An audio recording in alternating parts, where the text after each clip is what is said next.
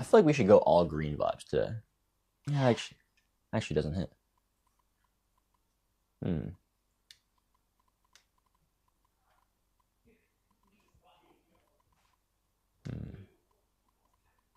I like it.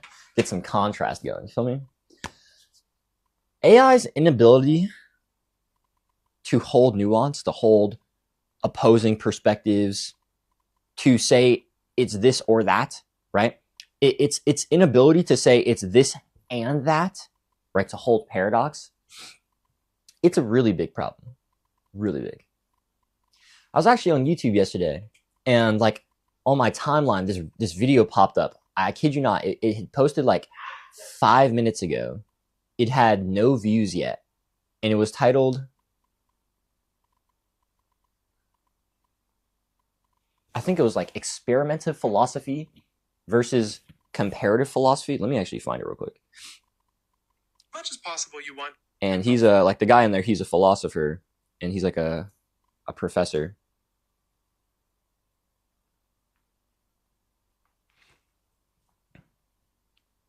God damn it.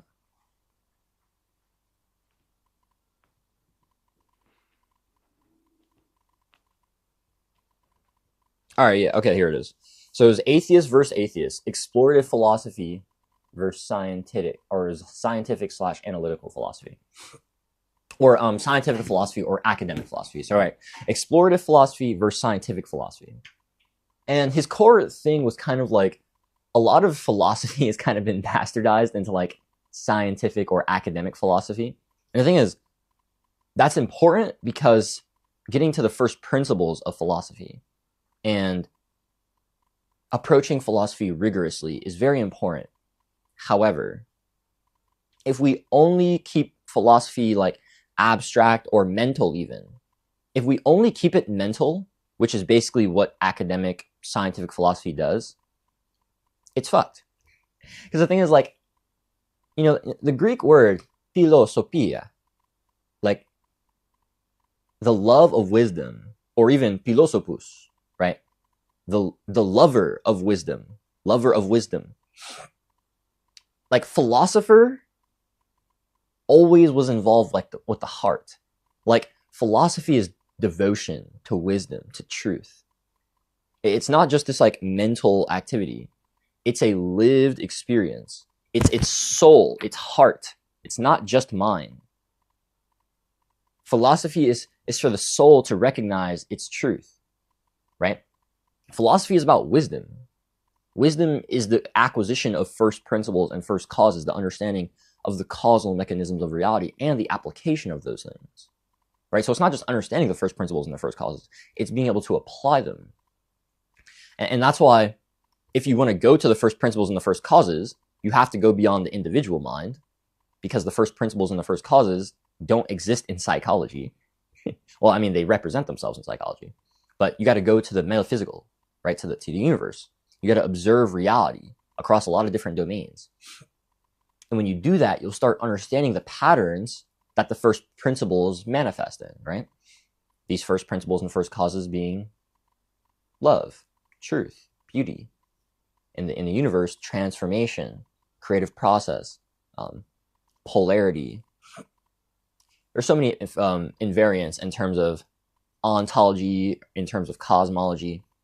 There's a lot of invariance in the universe. The universe is lawful. And when you understand these invariants, you can align yourself with them, right? And so the thing is, like, life is inherently about realizing the oneness in the polarized universe. Like, that's really what it's about. Now, when I say that, I don't mean like all life is about is just like recognizing duality and like seeing unity or something. What I mean is life's sole purpose is to experience love and to transform from that love and to give it out. Give it back out. Right? Like, really, that's why we're all here, for love. To experience love, to be transformed by love, to give that love back to the world through service, through love, through intimacy, through family, through community, through contribution.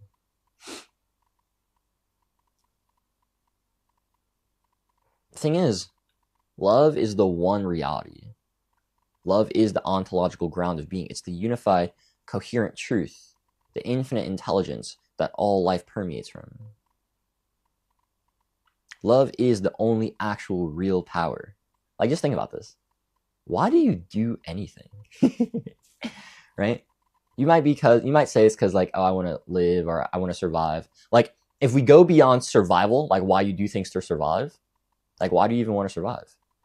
Why do you want to survive? So you can live. Why do you want to live? So you can love. You know what I mean? It's like, that's why when you're not like making progress, when you're stagnant, it feels like shit, because you're just in survival, but you're not thriving. The thing is, love isn't stagnant. Now, love is still at the level of, being, but we're talking about motion in the universe. Love is moving, baby. And when love moves, it transforms. You being stagnant is you being like inert, right? Like Newton's first law, an object in motion stays in motion, or an object at rest stays at rest until an outside force acts upon it. Newton was talking about, like that's a physical law. It's also a metaphysical law. All physical laws are reflective of metaphysical principles. When it comes to consciousness, the inertia of consciousness continues like spiraling upward, or it will spiral downward, right? And that's really what inertia is. Like, the thing is, there's no such thing as like actually being still, because reality is always moving, right? And so it's like you're either moving up or you're moving down, right? And so like being stagnant isn't actually remaining at the same place. It's decay. It's decay. Because if you're not growing, you're dying. That's it. And so it feels bad because that's not your nature. Your nature is growth. It's evolution. It's expansion of your infinite nature. It's expansion of how much actuality, of that infinite potentiality, you can actually actualize and manifest in this finite experience. How much of your infinite potential can you actually put into the world? How much love that's in here can you give out to the others? How much wisdom that's in here can you give to others? How much like, systems and architecture that you understand? How many things can you build? How many people can you serve? How much love and transformation can you give back to the world? The more you do that, the more you'll actualize what's inside, and it'll come out. We as humans, we don't have to consciously be aligned with this process for us to transform. Now, if you are consciously aligned with the process, it's awesome. I'm going to make a video about rigorous mysticism, the sixfold interior science of conscious transformation. The sixfold sciences goes like this. 1 is ontology, 2 is cosmology, 3 is ethics. That's the first octave. These are the invariant principles of the universe. Ontology is just what is, period. Eternal, beyond space-time, never changing.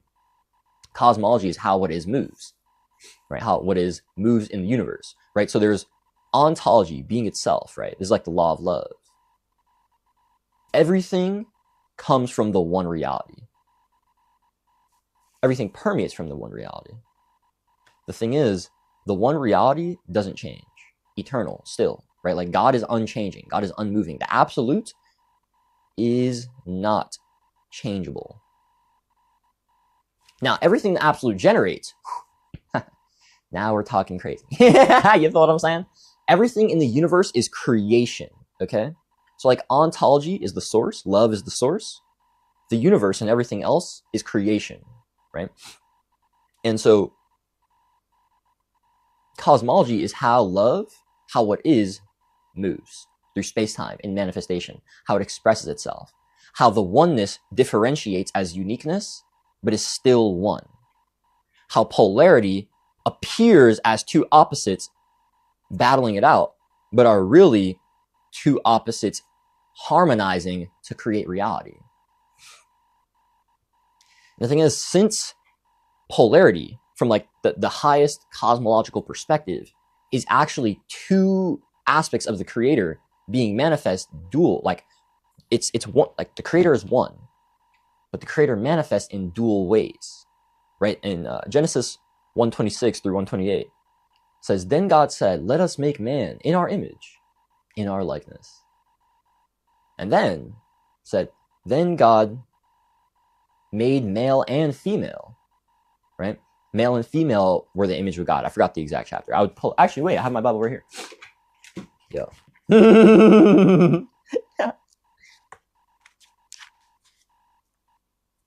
Right. So God created mankind in his own image. In the image of God, he created them. Male and female, he created them. That's 127.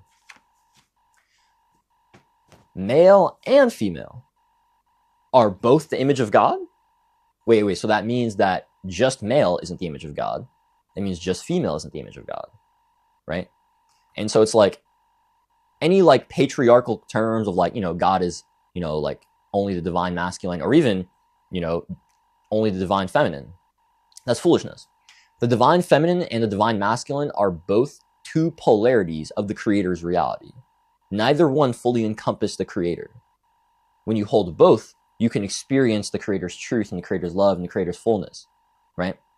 And as you understand the divine masculine, structure, principle, discernment, as you understand the divine feminine, holding, surrender, forgiveness, all-encompassing, flowing, healing.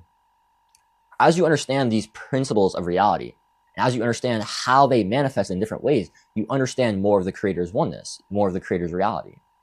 And these, since our minds are finite, contrast is very helpful for helping us understand full perspectives. And this is actually exactly what I'm talking about with AI. As humans, we still struggle with the ability to hold opposite perspectives, but we intuitively have this like knowing that there's always more. Even if your mind, even if your ego wants to deny it and like stay trapped in its box, in its like limited paradigm, you always know there's more to learn. You always know there's another perspective. And the thing is, like as humans, we have nervous systems that reflect infinite intelligence, right? Like your intuition, your biology, your gut. That's the somatic, biological, physiological reflection of the metaphysical soul wisdom, right? The eternal wisdom that lives inside of your soul. You have access to that at any time. And your intuition tells you what is right, how you should move in any given moment in reality, right? For you specifically. It's your intuition is telling you what the best play is for you, right? That's why not listening to your intuition and like listening to what someone else says and then feeling the burn because of it, that's why it especially sucks. Because not only did you not listen to yourself, but you listen to someone else who isn't aligned, and so like you double fucked yourself. You know what I mean? That's why a lot of self-love and like self-trust is honestly just doing the things that your body tells you to do. You know what I mean? Like when you want to go outside for a walk because you're tired of working, go outside for a walk because you're tired of working. When you see a cute girl and you want to approach her because she's cute, go fucking approach her. You know what I mean? It's like, bro, these things are a lot easier said than done. You know what I mean? Because the mind, gets there and induces so much fear and anxiety inside of you, right? The ego is real fucking tricky. But the thing is, it's like the only way you're actually going to train your nervous system to listen to you or that it's safe is by when it tells you things, you actually respond and act them out. Like you just got to recalibrate the fact that your nervous system doesn't trust you, or that you don't trust it, rather. You got to recalibrate to that. Our nervous systems as humans, we already understand in like infinite intelligence just unconsciously. And so like if someone is, collapsing an opposing perspective, isn't holding nuance, we kind of feel it internally. We might not be able to articulate it, but we just understand that there's a mismatch there. Now, the thing is, AI isn't trained to have infinite intelligence because it doesn't have a nervous system, nor does it understand like the metaphysical principles of reality, nor is it constantly seeking and searching for new ideas. I can't lie. I was on Twitter yesterday and I saw Elon. He was talking about how like he thinks like AI basically needs to be a philosopher. It needs to be curious and always learning, always trying to understand truth, always seeking knowledge. I'm like, bro, yes, like literally, like AI 1 needs a coherent metaphysical framework to operate from so it actually understands how reality works. But then 2, it needs to have rigorous devotion to expanding that framework and updating it and holding the nuance and not staying confined based on new data, right? Like the thing is, invariants don't really change. However, what we understand and the nuance we hold within them, that deepens, right? Like every domain has infinite depth within it because the first principles and the first causes manifest infinitely and they have infinite depth inside of them. And so it's like there's always more mastery to acquire.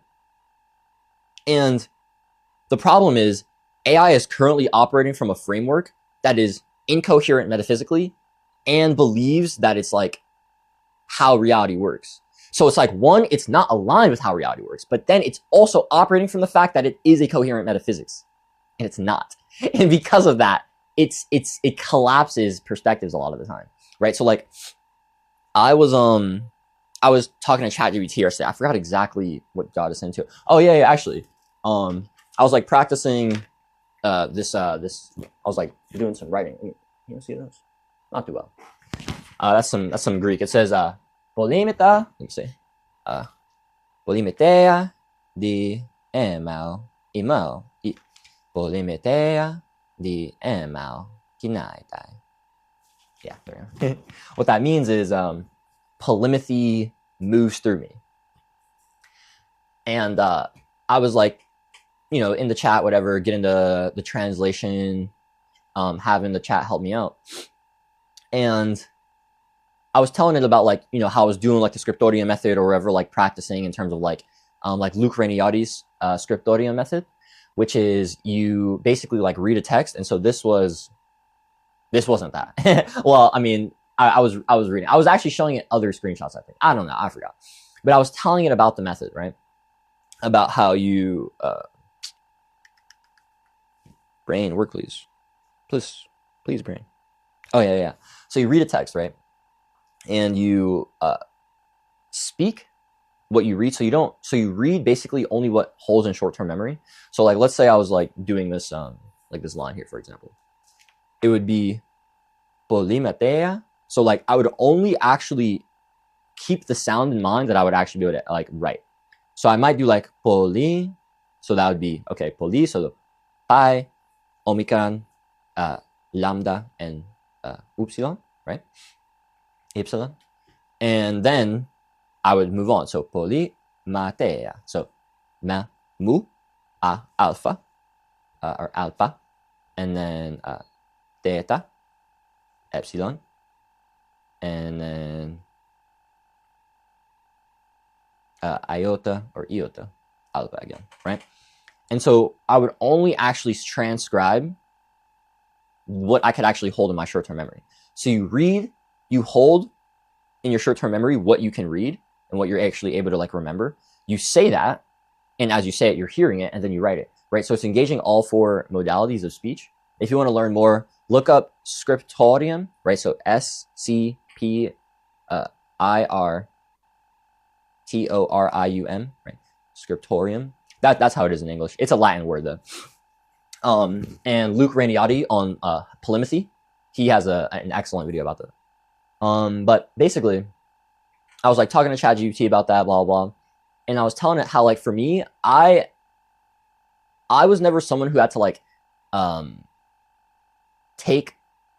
was someone who never studied in school, because for me, I could engage with material like mentally, and then I could like engage with it through classwork and like handwriting, and it would just stick, right? And so I was telling ChatGPT about how I think it said like, oh yeah, you know, handwriting is way better than like typing notes. And I was like, yeah, bro, I don't even type notes. You know what I mean? Like I was someone who never even like studied at school, like in high school and stuff, because I didn't need to. You know, I would engage with the material mentally, and just have the teacher, you know, teach me, and then I would engage with the classwork. I would write some, I would practice. I was Gucci. You know what I mean? Like things just stick for me. And then ChatGPT had responded, and it said something along the lines of like, "Ah, yeah, bro. Okay, I see what you're saying. You're not like, you don't use writing. Or no, I think it said like you use writing for like embodied practice, not for note taking. It was something like that, right?" And I was like, "Well, hold up, bro. I didn't say that. Like, I didn't say I didn't use it for note taking. I take a lot of notes." Right? And I told him, I was like, "Yeah, bro, dog." Or I told it, I was like, yo, bro, I got like 20 pocket journals. I got like a dozen journals. Now I take a lot of notes, baby. Right? And so I was like, for me, a lot of writing is like thinking in real time. You know what I mean? It's like there's too much shit going on in here. It's got to come out somewhere. You know what I mean? That's why these always stays on me. You know what I mean? Can't be out here lacking without a pocket journal, bro. Yeah. And so I was like, yeah, bro, like when the words come in, they come. You know what I mean? It's like, it should just be like, it be coming out hot. You know what I'm saying? It's like, so I don't just use writing for embodied practice, but I use it for this too, right? And then, like, I didn't say specifically, I don't only use writing, I use this too, but like, I said something along the lines of like, nah, bro, like, I use writing for embodied practice, because I said that earlier, right, in terms of like the method. But I also use it for this thing, right? And I was trying to correct it because it was saying I didn't take notes. And I was like, well, no, that's not true. I rigorously take like fuck ton of notes.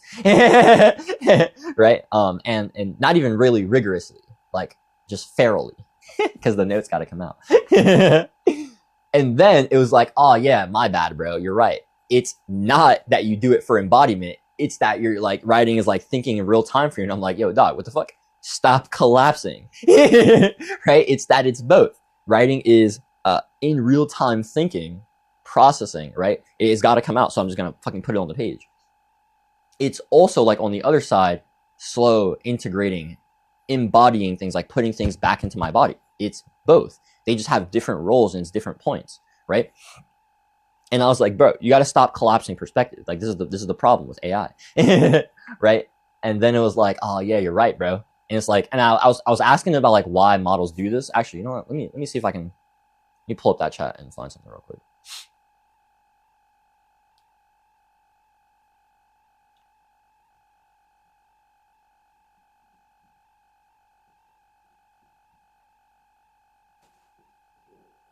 I think this is the chat.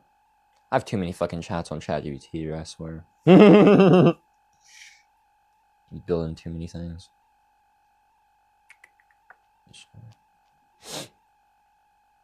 Oh yeah. Okay, nice.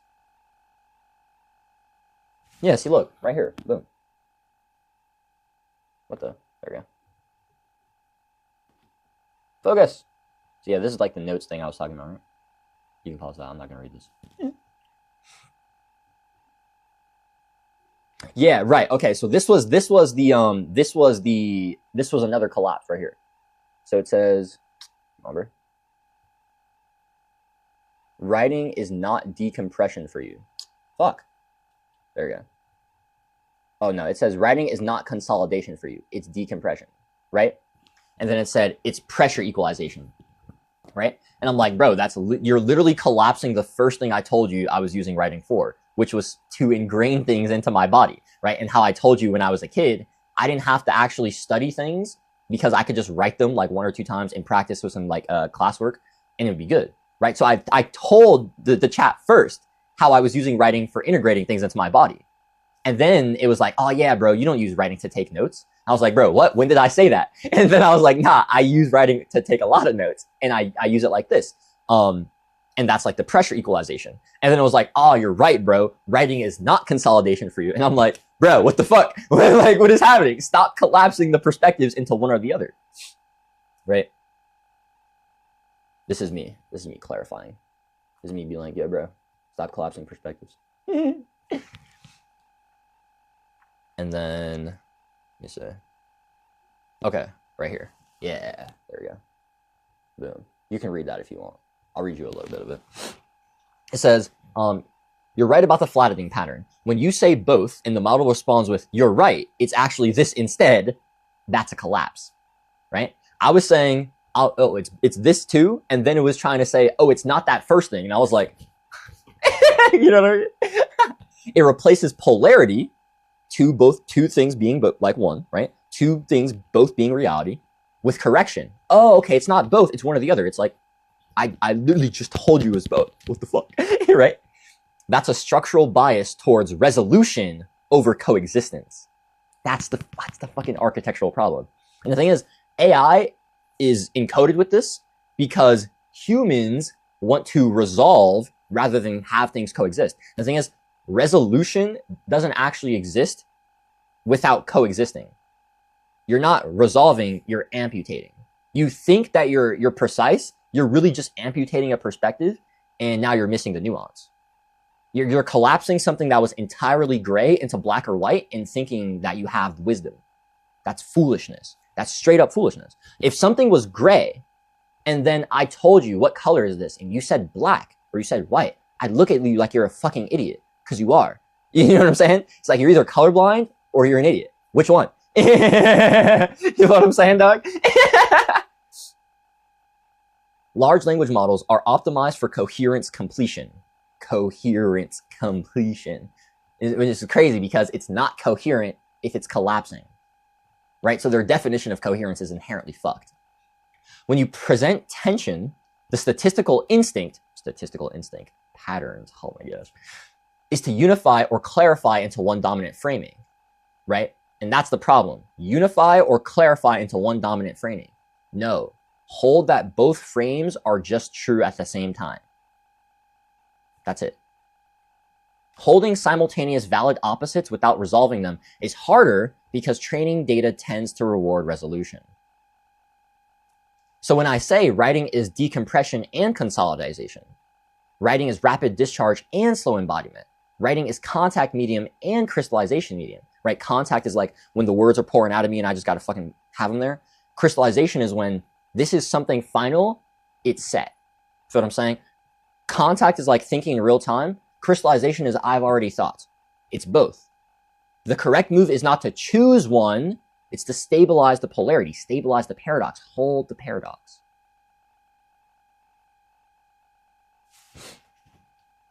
We as humans, our nervous systems allow us to do that. Now our mind will get in the way, but our soul and our nervous systems reflect infinite intelligence and reflect infinity and reflect reality. And reality is one coherent truth, one coherent existence. Polarity, paradox, is how we know that oneness through the lens of duality. And so if you're only holding one half, you're not seeing. Like, if you want to really understand reality, you got to take the straw and you got to look through both ends. Okay? Like, you see how, you know how a straw is like one straw with like two ends? You got to look through both if you want to say you really have a solid perspective. Until you're holding at least two perspectives, you're full of shit and you don't actually know what you're talking about. I don't care. Like, I literally don't give a fuck. If you're only stuck in one polarity, you don't have any actual contrast to say you know what you're talking about because all you're doing is being isolated in one perspective. That's not wisdom. That's foolishness. Stop it. When people stop it, we'll be able to actually encode that shit into AI. Cool. This is a good Yap session. Anthropic, y'all should hire me as your ontological advisor because you'll get access to my mind and my architecture, right? I'll architect for you too. I'll build systems. I'll build constraints for you. I'll help you guys cook. All right? Just put money in my pocket.